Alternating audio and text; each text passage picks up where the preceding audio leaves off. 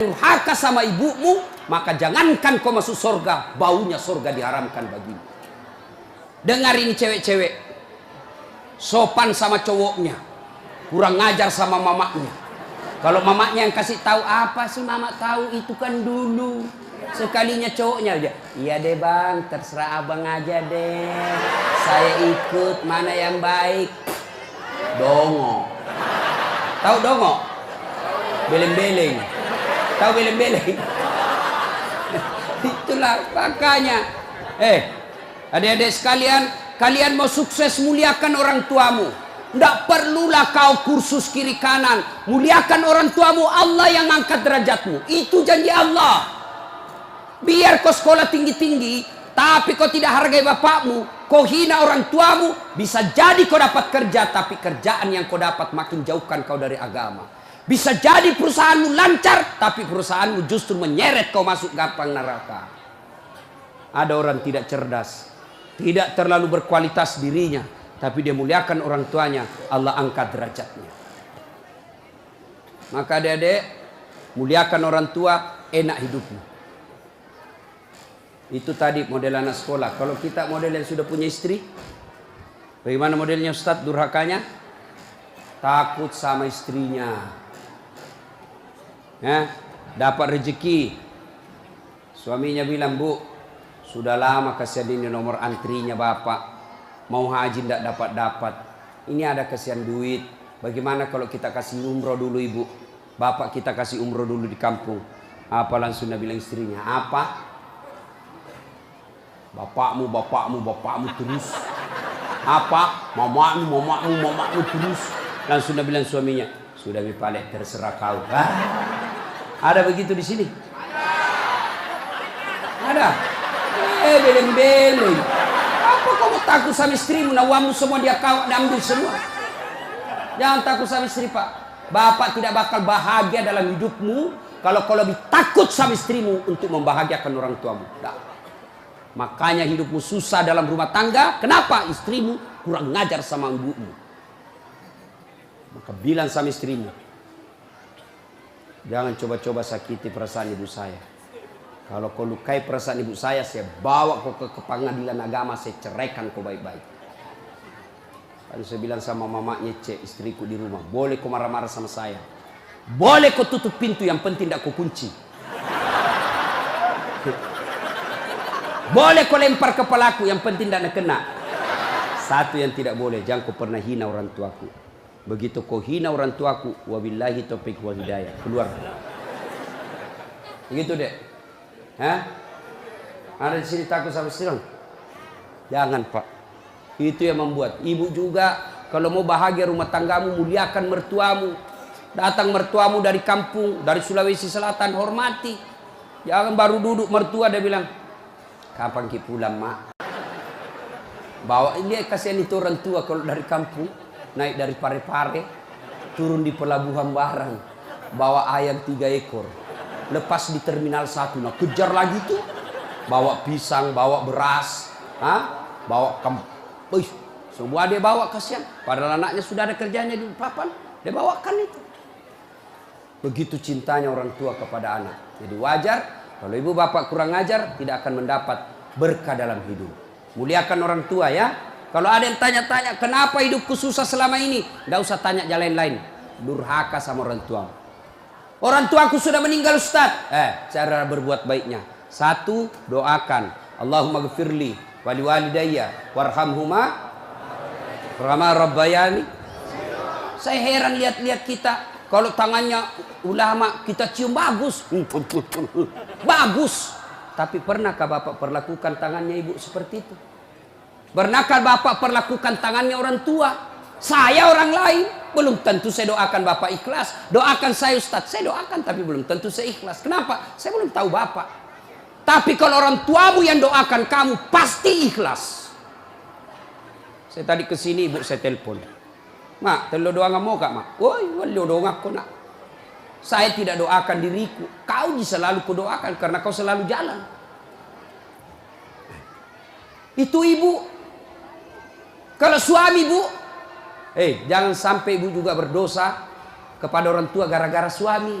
Jangan sampai bapak-bapak berdosa hanya karena istri. Jangan sampai kalian yang masih kecil durhaka sama orang tuamu, maka hidupmu bakal susah. Muliakan orang tua. Doakan. Allahumma gfirli wali walidayya warhamhuma kama rabbayani shaghira. Sudah itu doa lagi, ya Allah ampuni dosanya orang tuaku kalau sudah meninggal. Terima amalnya, lipat gandakan kebaikannya, lapangkan alam kuburnya. Sudah itu saja. Ada rezeki, sedekah. Ada rezeki, sedekahkan. Saya mau terang kuburnya orang tuaku, perbaiki sound sistemnya masjid. Terang itu kuburnya. Saya mau terang kuburnya orang tuaku, kirim pembeli lampu, kasih tahu panitia masjid. Mulai bulan depan saya yang bayar itu masjid lampunya. Jangan ambil uang celengan. Terang itu kuburnya orang tua. Dan demi Allah tidak ada orang bangkrut gara-gara rajin sedekah. Ada yang bangkrut gara-gara sedekah? Mana buktinya? Makin sedekah makin kaya. Rahmat Mas'ud. Coba lihat. Orang datang itu, bos, membayar ke bos. Bos, baju sekolah bos. Bos, istriku melahirkan. Bos, terbakar anuku. Bantu. Tapi mana ada yang bangkrut kalau rajin sedekah? Tidak ada, Pak. Kenapa Bapak Ibu miskin? Karena selalu minta-minta. Berhenti minta-minta, Allah kasih kau kaya. Sedekah. Saya tidak bisa sedekah dengan duit. Sedekah kau dengan tenagamu. Saya tidak bisa sedekah banyak-banyak. Sedekah dengan apa? Lihat itu masjid. Oh, sudah kotor anunya. Apa namanya itu? Kudungnya. Putih bukan, coklat bukan, hitam bukan. Kak diam nih. Sudah, bawa masjid satu kudung. Itu sedekah. Oh, masjid antara masjid dengan toilet jauh. Sedekah dengan sandal swallow. Nah, curi orang, tidak ada urusan. Itu sedekah.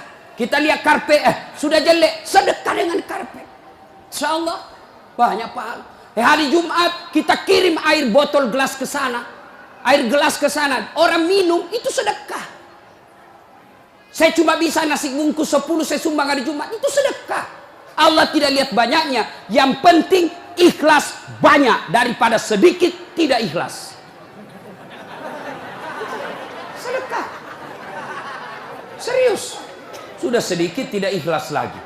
Mending banyak ikhlas. Iya toh?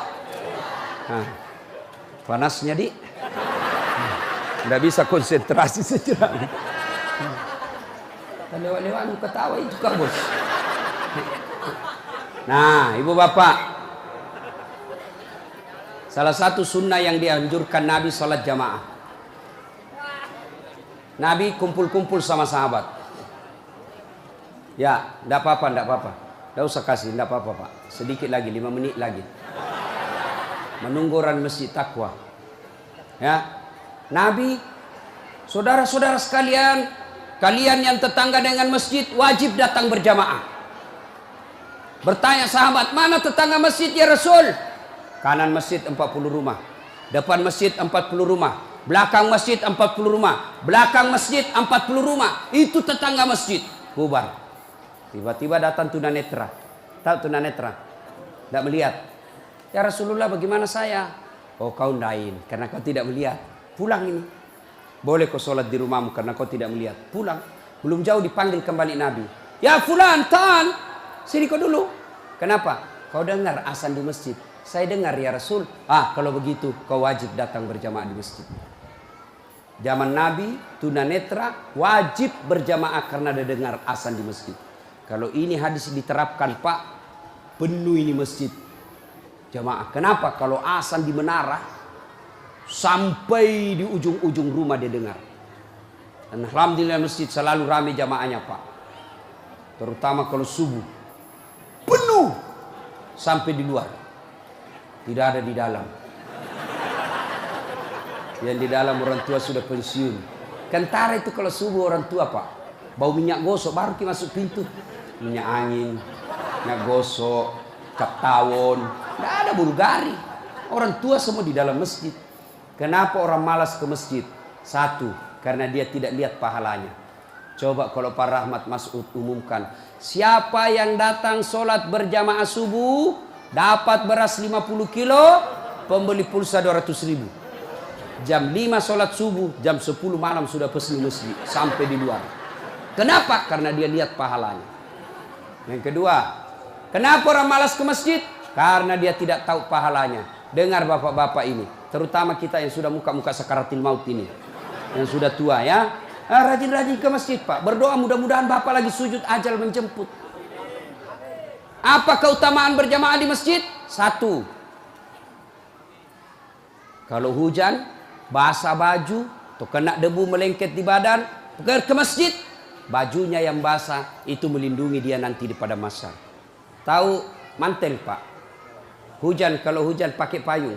Apa tujuan itu payung? Supaya Bapak tidak kena air, supaya ibu tidak kena air kalau pakai baju mantel.